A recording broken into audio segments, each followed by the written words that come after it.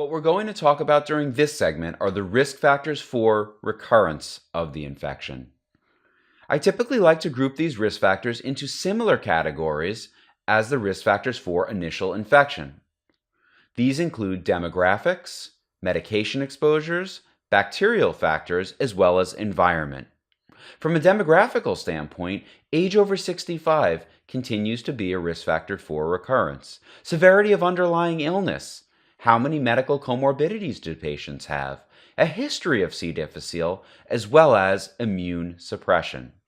From a medication standpoint, antimicrobials, or the so-called concomitant antimicrobials, are a significant risk factor for recurrence. Specifically, do patients require antimicrobials for other infections either at the same time as their treatment of C. difficile or within the 3 months after completion of therapy of the infection? Acid suppressive medications such as proton pump inhibitors and histamine blockers are associated. Bacterial factors.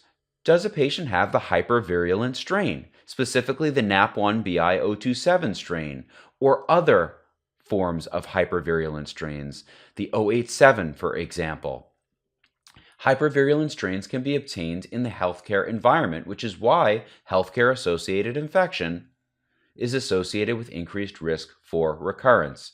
Certain C. difficile strains are actually resistant to various treatments of C. difficile and some of the lesser common used forms of C. difficile, such as rifaximin, there has been reports of significant amounts of resistance to.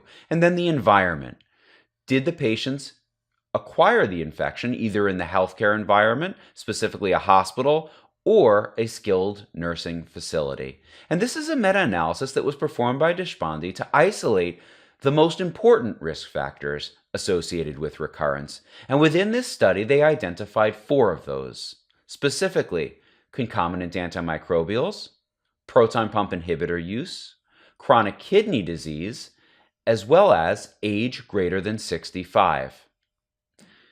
As healthcare practitioners, we should consider all of the risk factors, both those listed on this slide and those listed on the previous slide, as we approach patients with C. difficile in order to treat them most efficiently and reduce their risks for recurrence.